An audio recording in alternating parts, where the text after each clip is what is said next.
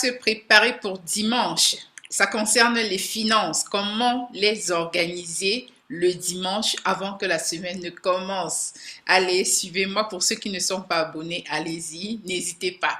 Bienvenue sur ma chaîne Alice Dukweka. Ici, nous parlons de finances, nous parlons d'investissement, nous parlons de multiplier ses revenus, nous parlons de mindset.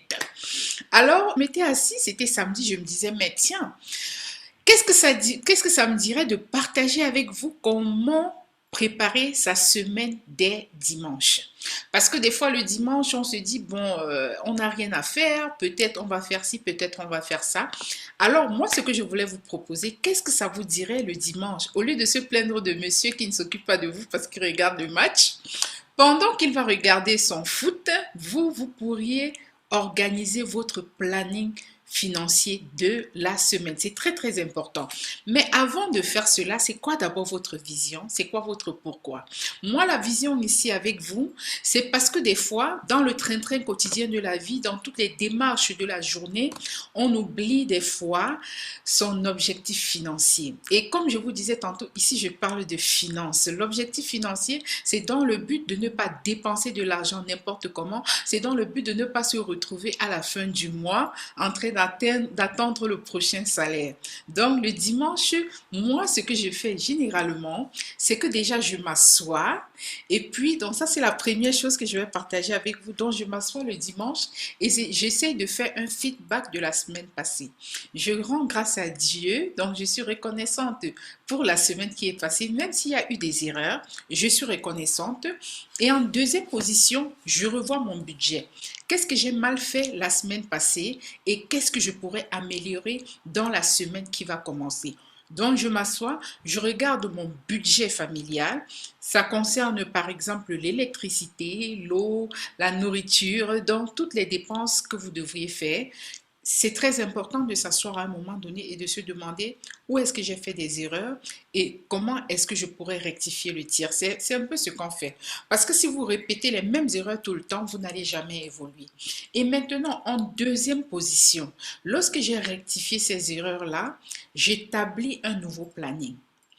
Établir un nouveau planning veut dire que je me dis, OK, si je fais les courses à la semaine ou au mois, alors la semaine prochaine, qu'est-ce qu'il me faut exactement dans le frigo? Et je ne sais pas si ça vous est arrivé des fois, à cause d'une mauvaise planification, on va acheter plusieurs fois des choses qu'on a déjà peut-être dans la maison, dans le frigo ou dans la salle de bain et ainsi de suite. Donc, j'essaie le dimanche de rechecker et de noter qu'est-ce qui me manque. Est-ce qu'il me manque de l'huile? Est-ce qu'il me manque du riz?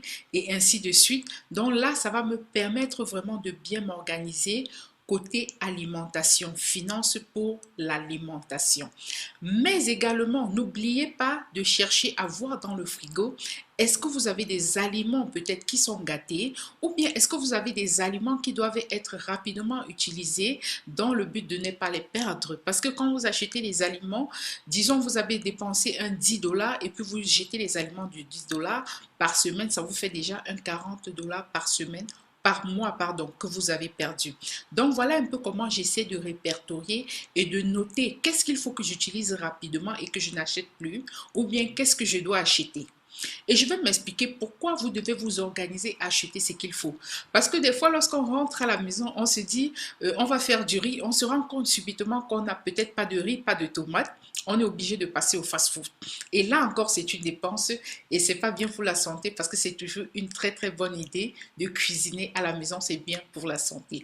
Et du coup, là, je vais en arriver à la troisième astuce. Préparer tous les repas de la semaine. Si c'est possible parce qu'il y en a qui n'aiment pas, il y en a qui le préparent entièrement et qui mettent dans des boîtes, il y en a juste qui apprêtent comme des légumes et ainsi de suite et qui savent exactement que voilà, le lundi je vais faire tel plat ou bien lundi je vais chauffer tel plat, mardi et ainsi de suite pour toute la semaine. C'est ce qu'on appelle généralement plus couramment sur le web le prep meals. Donc ça c'est important, c'était la troisième astuce. Et ensuite, la quatrième astuce, et celle-ci aussi c'est important, je ne sais pas, parce que moi, ce que je partage avec vous, c'est des choses que j'ai remarquées, j'ai eu à faire des erreurs à ce niveau et je suis là pour partager avec vous. C'est de rechecker toutes ces factures. Est-ce que vous savez, des fois, il y a comme, on a des fois, moi, ça m'est arrivé que la compagnie d'Internet soit passée 2 fois en un mois.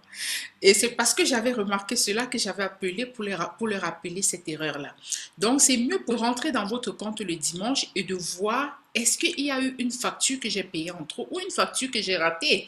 Parce que quand vous ratez les factures au Canada, vous payez un peu des contraventions. Ça, c'est encore des dépenses à cause de l'oubli pour rien. Donc, vous rentrez dans votre calepin ou bien dans votre compte bancaire et vous essayez de voir où est-ce que j'ai payé une facture en trop ou où est-ce que je suis en train de payer une facture en retard. C'est important toujours, restant au niveau du compte bancaire, c'est de voir où est-ce que vous en êtes avec votre carte de crédit. Parce qu'il y en a qui oublient de payer le montant qu'ils doivent sur la carte de crédit et voilà, ils perdent des points et ça leur coûte également cher. Parce que lorsque vous ratez les paiements sur la carte de crédit, c'est pas du tout intéressant. C'est pas du tout intéressant. Ça, je trouve que c'est un peu dangereux. Oui, c'est pas dangereux pour la vie, mais c'est très dangereux pour votre compte.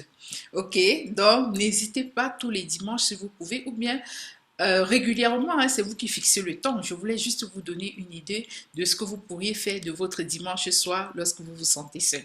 Une autre chose qui est importante, c'est essayer de revoir tout dans la maison, donc de mettre de l'ordre dans la maison parce que c'est bien pour le mental. Vous essayez de voir dans la cuisine, est-ce qu'il va falloir ranger tout avant le début de la semaine. C'est très important de tout ranger avant le début de la semaine parce que ça vous permet dès le lundi de démarrer la semaine avec un peu, en étant plus relax et sans stress. Parce que le stress, moi, je me suis rendu compte que quand je suis très stressée, je dépense énormément. Donc, je mange n'importe où, j'achète n'importe quoi et ainsi de suite. Là, c'est pour partager avec celles peut-être qui ont un problème de stress et de dépenses. Et ensuite, la dernière astuce et pas des moindres. La dernière astuce et pas des moindres. Non, ça, c'est pas la dernière, c'est l'avant-dernière. La dernière astuce et pas des moindres, c'est de fixer ces nouveaux objectifs pour la semaine qui démarre. C'est très important.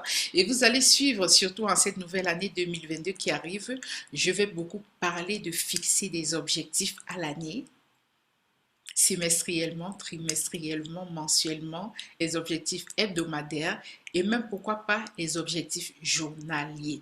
Je vais très souvent parler de cela et oui, j'espère que ça va vous plaire parce que dans tout ce que je fais, fixer des objectifs à atteindre, s'attacher à ces objectifs-là, être discipliné et régulier, c'est très important. Et alors, la dernière astuce, c'est quoi? Le dimanche, n'hésitez pas, après tout cela, de prendre un temps de repos, de relaxer, de prendre un petit thé et de cool down, de se calmer tout doucement afin de démarrer la semaine qui commence. Alors, sur ce, je vous souhaite un très bon dimanche, si c'est le dimanche que vous me suivez, ou très bon week-end, ou très bonne semaine. À nous revoir dans la prochaine édition. Bye bye.